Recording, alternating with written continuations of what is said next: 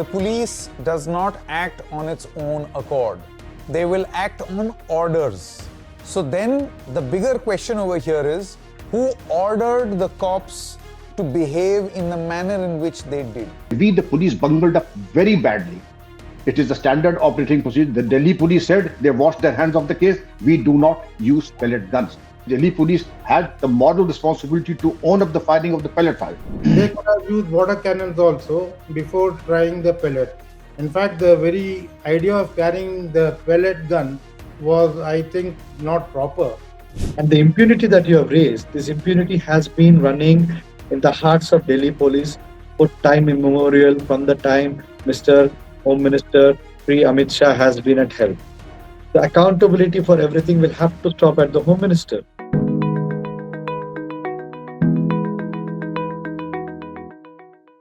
Hello and welcome. You're watching me, Sanket Upadhyay, on TheFederal. The show is called AI with Sanket. This is the AI of news, because news in India today requires not artificial but analytical intelligence.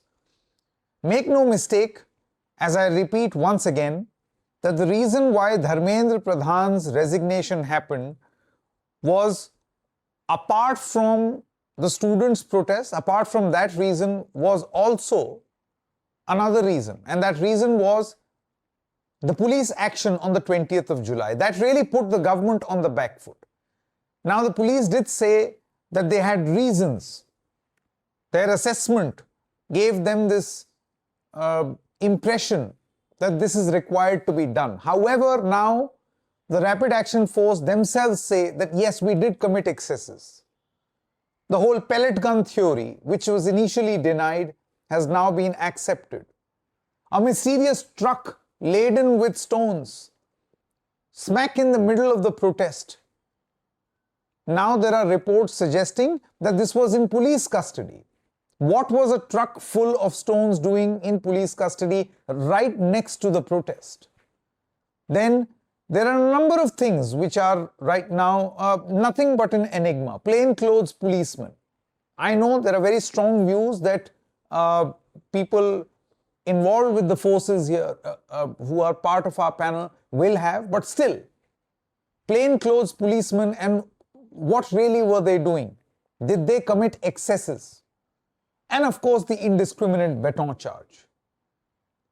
How should one look at the number of unanswered questions of the events of the 20th of July? Is this not a case of, if police has not done it, then who done it?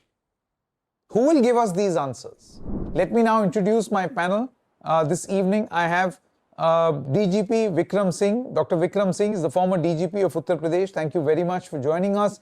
Mr. MP Nathani, he's the IGP, retired of the CRPF, because Central Paramilitary Forces were pressed into service. We also have N Sai Balaji, former JNU Students' Union President and ISA National President from the year 2019 to 2023. Thank you very much. Before I come to policing and cops, let's get in a perspective from the students. It was a young Gen Z protest. The allegation was that they went violent, which is why the police had to use force. It was a tool of law enforcement and the last possible step that was available to the cops. N Sai Balaji, what is your assessment on what the cops have said and are yet to clarify? Thank you, Sanket. Firstly, when the barricades were placed by the Delhi police, there are sufficient videos now and live proof from the students that the barricades were drilled with electric wires. So when the students touched those barricades, they had electric shocks. Two, at many places, the way the barricades were placed, if someone tried to move the barricades would fall on the students, not the other side. When we're talking about a peaceful protest, what were the students wanting to do? They were wanting to march to the parliament, meet their representatives, and say, what did they get in return? If moving a barricade is going to invite a pellet gun, if moving a barricade is going to get a shot, moving a barricade is going to get the Delhi police to fire a tear gas shell on the face of protesters, in between the crowd where people have no place to run, if moving a barricade is going to force Delhi police to shoot people, and there is now recorded statement of a victim from Gurgaon who has stated on record that he has been shot and there is an ear and there is a bullet wound in the ear, and now we have sufficient evidence of electric shocks uh, uh, used by the forces. Then we have pellet guns and excessive force. The way it has been used, it felt as if the police was not trained at all to deal with a public protest. And this was a sentiment which was even echoed by the Supreme Court of India. That is the reason they have ordered an independent inquiry. Now the question that we pose to the government is, what was the Delhi police planning to do? There was no mishap. There were several students who have seriously been injured. Many are in critical condition. No student's life was taken away, but every situation there was a scenario where it was created in such a way that the life of a student could have gone. At Jantar Mantar, at 3 o'clock, when students were sitting peacefully, what was Delhi police trying to do when they baton charged students at Jantar Mantar? Why did Delhi police fire tear gas shells at Jantar Mantar for on peacefully sitting students? When students were marching across Delhi, they were being told go to Jantar Mantar. And when they went to Jantar Mantar, there were baton charges there. There were tear gas there. Why? So the intention of the police was very clear. We only want answers. Who ordered the Delhi police or the paramilitary to use pellet guns, uh, rubber bullets? There is an incident of shooting that has come on record, and excessive force the way it was used. Was it the Home Minister? Was it the Prime Minister? Was it the Delhi Police Commissioner? Was it the paramilitary chief? We want answers because this is where accountability stops. And Home Minister being Home Minister, he can't run away from the accountability. DGP Vikram Singh, I want to come to you now. You see, there are a number of aspects over here where we do not have great clarity. We have some explanation, some clarification, but not great clarity, and that is not a welcome sign. So you see, today is the 29th of July. This incident happened on the 20th of July. 9 days have passed. Number one, the use of pellet guns. Initially denied, later accepted. The Rapid Action Force themselves saying, yes, the action cannot be justified. Mysterious truck laden with stones. Initially, in a clarification by the Delhi police, called to be or said to be belonging to the NDMC. Later, documents showed that this was in the police custody because it was caught in some accident. The police said that, yes, it was in our custody, but it had no stones. More than enough camera footage is available to show that it was laden with stones. Plainclothes policemen and the manner in which they went on a rampage, an indiscriminate baton charge. Now, I understand that these are law enforcement tools, particularly the last two, and the police is well within their SOPs to do this. But always as a last resort. Am I to assume that last resort had to be exploited and all other methods had failed? DGP Vikram Singh. Sanket ji and gentlemen, good evening. I'm so grateful to you, Sanket ji, that you allowed me the opportunity and the dignity to be on your prestigious platform. I would say that there are too many allegations galore from both the sides, but there is always a best way of doing everything. To the so-called peaceful agitation, we must realize that 130 policemen and women are seriously injured also. They are also part of the same society with the same fundamental rights and the right to equality and the right to proper treatment. You cannot brutalize the police force and get away with it, and there have to be FIRs. You cannot have double standards for the police and double standards for the so-called peaceful agitation. The abusive manner, forget the abuses, forget what epithets were used for the Honorable Prime Minister and the Home Minister, just forget about that. But let me tell you once and for all, 30 police vehicles were torched. Now, coming to the fact, the baton charge, do you think for a moment that the anti-riot drill or the Danga Niyantran Yojana, as they say in Hindi, it is a standard operating procedure? Warning, tear gas. Warning, water cannon. Warning, lathi charge. Warning, rubber bullet. Warning, solid bullet. The Delhi police, I would say, I would salute their forbearance that in spite of being so badly brutalized, their forbearance and the sense of tolerance was exemplary. I would say that perhaps I would not have behaved in this manner. And where you come from, sir, you've seen the agitations from 1990 till the year 2004. And what did happen then? Again, they claim to be the peaceful agitators. But the rule of law tells you when peace ends and when violence begins. Pelting of stones. Now to your second question. The indiscriminate lathi charge. Lathi charge was done, and to that another thing, probably if you're referring to the plainclothesmen, I would say the plainclothesmen are an essential part of deployment for intelligence collection. But I have my doubts whether the plainclothesmen would be entitled to carry a lathi or not. Given the changed circumstances, perhaps the danger to which they have subjected, you have the example of Ankit, the IB officer who was murdered by Tahir Hussain in the earlier Delhi riots. Perhaps discretion being the better part of whether they may have decided, but I have my own reservations to give the plainclothesmen the lathis. Third, the truck, the questionable truck that you are mentioning, I will just take two sentences on that. It was a part of the police malkhana, and if it was part of the police khana, was it stolen? And if not, it was stolen, then the onus of proof and the burden of proof is on the police. That how come that truck in question managed to reach the scene of crime, scene of violence, and that too with brickbats? Somebody has to do a lot of explanation to do that. Now about the pellet part, I think we bungled up. When I say we, the police bungled up very badly. It is the standard operating procedure. The Delhi police said they washed their hands of the case. We do not use pellet guns. Pellet guns was a standard issue in Kashmir and then withdrawn. Probably the RF saw action there. And here also, if you did use pellet, then have the intellectual integrity to say that you did use it, and the DCP ordered the firing. Therefore, the sphinx-like silence for about 3 days is very ominous, and it is not acceptable. Police working is totally transparent. If the GD entry was made at 1:42 a.m., then I think the next morning they should have said that they fired 4 pellet rounds, and then that would have been the end of the day. But the fact that the Delhi police said, I did not, the DCP belonged to the Delhi police, not to the CRPF or the RAF. Therefore, the Delhi police had the moral responsibility to own up the firing of the pellet fire. And it is always better to be transparent, to be clear. And to Mr. Sai Balaji's, I would say that allegations and concerns, after every use of force, there's a magisterial inquiry, there's a criminal investigation. And if the Honorable Supreme Court has ordered investigation, Sanketji, rest assured, law and the inquiries are unsparing. So what DGP Vikram Singh has done is that he has dealt with his explanation on each of these cases separately. Of course, on certain places he feels that the police was well within their rights. To some extent, he feels that they were a bit too liberal. Had he been there, he would have done something else. I mean, this is debatable. A lot of people will disagree with what you have said, but difference of opinion.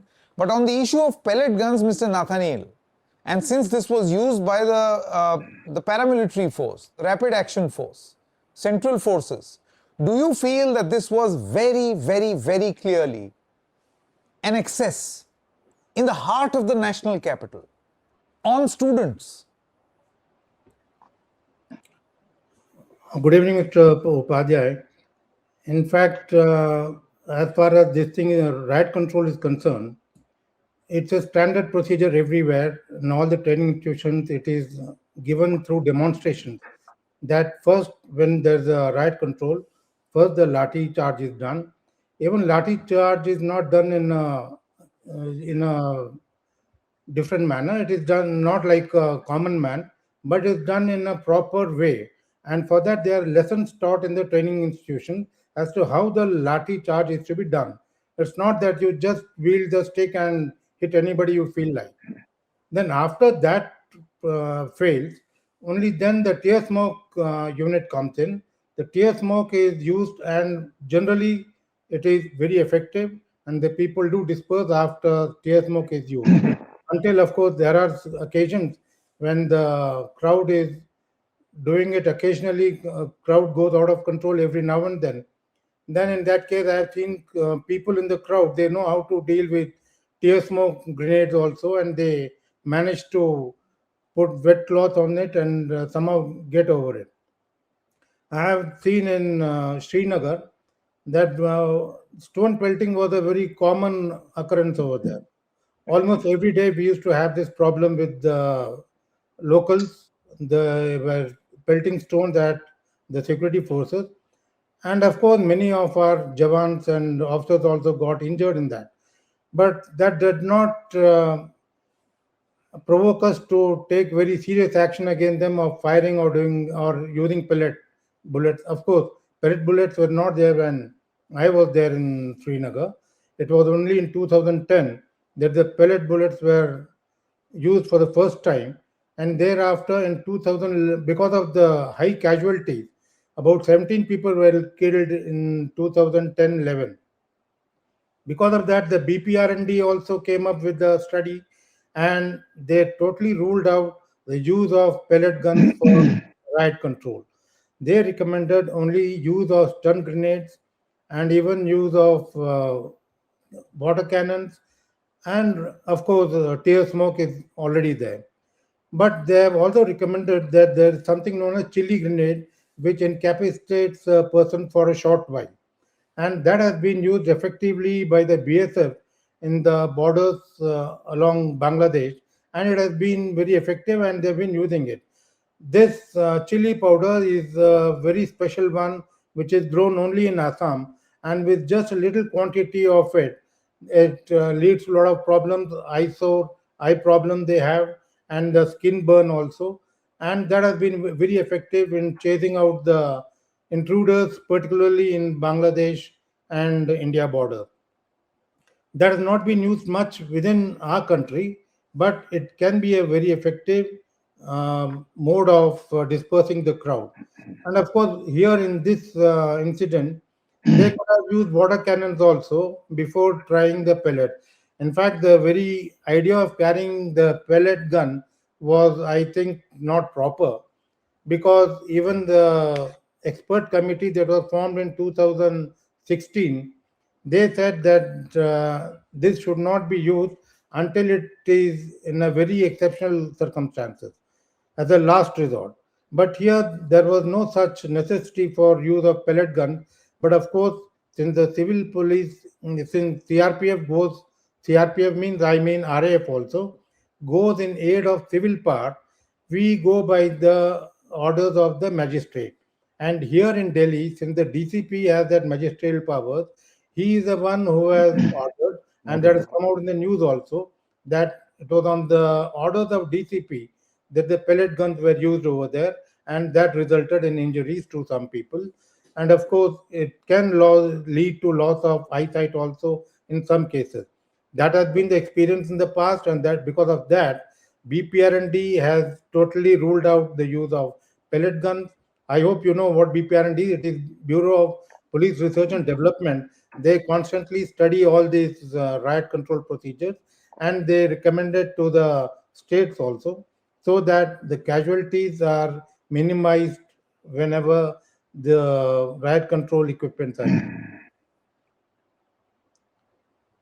Sai Balaji, just quickly coming back to you, you see whether it is pellet gun use, mysterious truck, plainclothes policemen with lathis, or even indiscriminate baton charge in many other cases. Like for instance, there are visuals available of cops in uniform, not even plain clothes, hitting the private parts of unarmed women. So there is no Mahila constable, no Mahila police.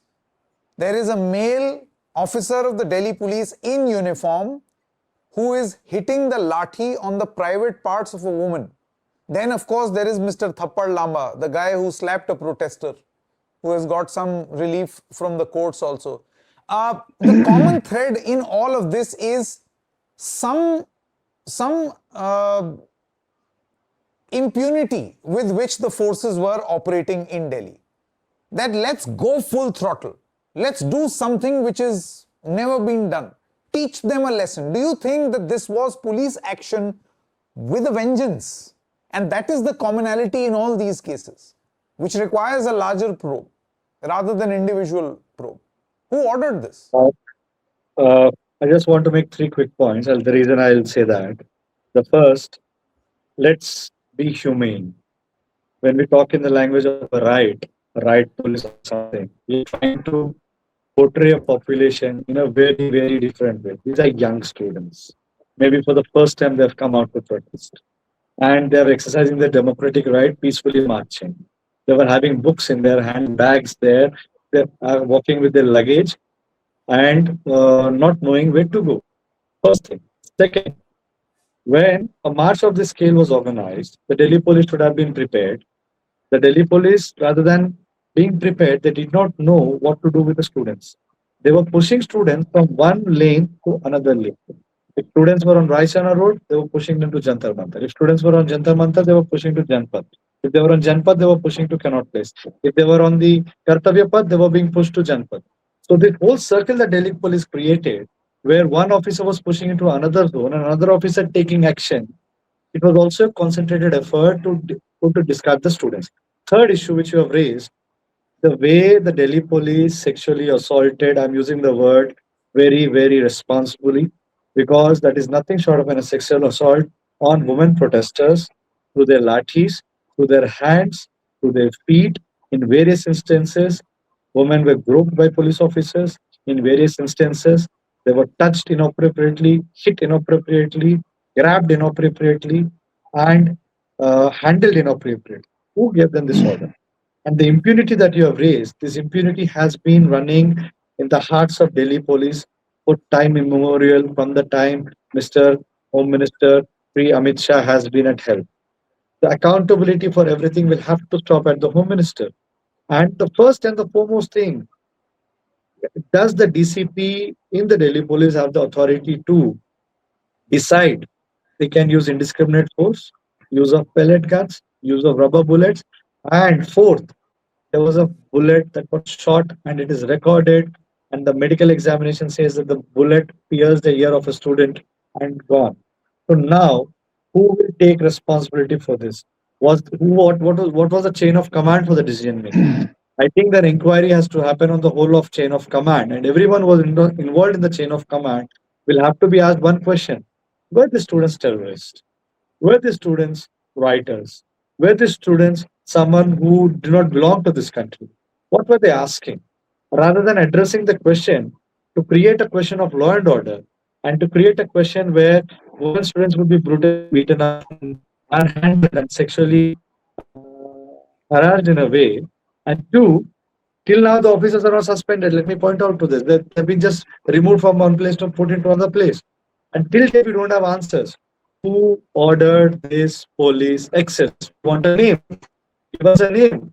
Does the government does not know? If it does not, then the Home Minister is incompetent. If the government knows, then why aren't they answering it? Okay. DGP Vikram Singh, just quickly coming back to you, and while you have addressed these issues separately, I want your attention and I want your response on why should it not be seen as one common thread of clearly a concentrated and concerted effort of committing excesses, from pellet gun use to mysterious truck to plainclothes policemen with batons and indiscriminate baton charge, right? All of this seems to suggest that someone somewhere had said, go for it, go for the jugular. Don't worry, we'll see the consequences. Let's see what will happen. And that's the commonality. Don't you think that a detailed probe at that scale, rather than looking at these as individual cases, which I'm sure you are looking, and we must, but we should also look at the holistic picture of why did this happen? Why were excesses committed? Now, Mr. Sanket Upadhyay ji, I would say that it is good to be objective, because this is not the first time that violence has happened in Delhi, and certainly not the last time. It will be in our interest to be surgical about it and impartial. Mr. Nathani and I are not born police officers. We were students also at one time, and we share the sentiments of the students, and the student community is one whom we hold in the highest esteem. Students apart, I'm given to understand there were more than 2,500 who have been identified, people with criminal antecedents, and 989 of them were those who had charges of Makoka, as also attempt to POXO, attempt to commit murder, larceny, and so many other charges. You cannot take the guarantee of every person who joins a violent mob. And do you think for a moment, has this kind of an attack on the police department ever happened in Delhi? You've seen so many agitations in the past, but this is unprecedented. DGP To the Vikram contrary, Singh, just want to ask a short counter question. Will this not be also a commentary on the police investigation and police intelligence gathering that they were unaware that people with such very many cases, criminal cases, are in the mob. You know that people try to fish in troubled waters. So, a mysterious truck, pellet gun use, plain clothes policemen going on a rampage, and a sudden surge in criminals. I'm not insinuating or alleging anything, but don't you think that this is an intelligence failure? How did so many criminals with very many criminal records infiltrate a protest? Why did the police not know? Now, they did infiltrate? It's a matter of record. I would say, when was the last time that you heard that an officer of the rank of police commissioner is changed midstream in the midst of the battle? I would not say battle, in the midst of the crisis. And this has happened. It goes to show, of course, nobody would say that, but the fact that the things that were horribly going wrong and not in the right direction. I would say there's always a best way of doing everything. And I've counted two or three things. The delay in admitting that you fired pellet guns. And also that if you did order the lathis to be carried by plainclothesmen, then take pains to say that you ordered them to take the lathis and the brandished lathis. There's always a system of doing things. And the inquiry, I would say, will come out with, there are allegations from both the sides. The police also has certain allegations and reservations about the conduct of this violent mob. And to the contrary, I would say that both sides need to introspect and see how better they could have done. To say that they were absolutely peaceful march and a peaceful group of students and they were brutalized, well, the police also, unprecedented violence was inflicted on the police officers also. And the manner in which their property was vandalized is also unprecedented. The police commissioner being changed midstream is unprecedented. I am in no position to confirm or contrary, but from professional experience, I can say there's always the best within. If I would say that I would take pains to use non-lethal implements at non-vital parts at the minimum possible. And then if there's a misdemeanor, as you rightly mentioned, inquiry can come later. The officer will be punished and taken to task first. The police cannot afford to have such brand ambassadors ever, Sanketji, because it is better to have such people removed from the city to have a humane face of the police. But I would say that the Delhi police forbearance, patience is a thing to be complimented. But as far as professional capability is concerned, I think they need more training. And the BP R&D manuals need to be rehearsed. And to your question, there's a thing known as internal security scheme, Antarik Suraksha Yojana, that is supposed to be rehearsed every month so that every officer, constable, upward to the police commissioner knows what is their duty in the moment of such crisis. Obviously, I think there was a huge gap in a scale of 1 to 10. I would say that ideal situation would have been something around 9 out of 10. I would say that we were something around 2 out of 10. And that should explain what the gaps were. I would not say that the volcanic gaps were there. And that is why the difference between expectations and delivery. Okay, MP Nathani, just coming to you now for the last question. I again come back to the larger point of this appearing to be a larger story of systematic excess being committed. Number one, failure to gather intelligence about people with massive criminal antecedents infiltrating the crowd. I'm sure it is no one's case that the organizers searched for such people in the society and got these criminals into the crowd. They used this opportunity.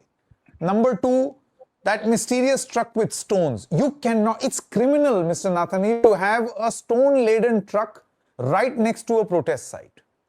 And that is not something which the protesters did. The truck was in police custody. So clearly, police has to answer a lot of questions. The excessive baton charge, the use of pellet guns, everything seems to suggest that something went wrong, excesses were committed, and the forces need to answer why this happened in this manner. Do you feel that a detailed inquiry needs to be ordered and not individually? A detailed inquiry to fix accountability. Of course, the Supreme Court has already been made aware of this, and they are appointing a SIT, as far as I know, to inquire into this matter. And once the inquiry begins, everything will come to light as to who was responsible in case there was excessive use of force. In fact, I would say that the person on the ground is the best person to judge whether the force used is excessive or not. because according to him, it may not be excessive, but for the outsiders, it may appear to be excessive. But the person on the ground knows best as to how much force he is supposed to use. So after using lathi charge, he should have gone for tear smoke. And even if the tear smoke doesn't work out well, then he could have gone for using the water cannons. Of course, water cannons were not used at all in this, but that could have been very effective.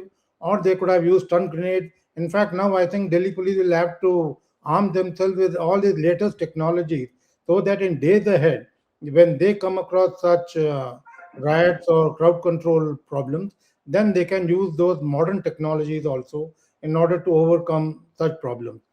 As far as the criminals joining the agitation, I think this is afterthought. This intelligence has been gathered after the protest has been concluded. They have all dispersed.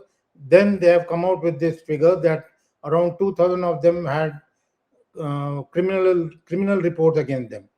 So this is a report which comes much later, so we cannot rely on that they were actively participating in that in the right from the beginning.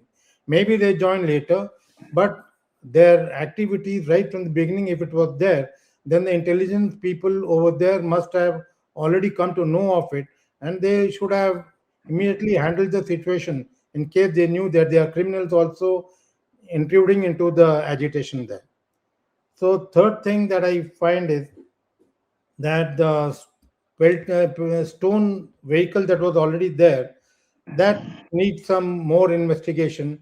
And when the investigation done, we'll come to know as to why this stone-laden vehicle was anywhere in the vicinity of the spot of agitation.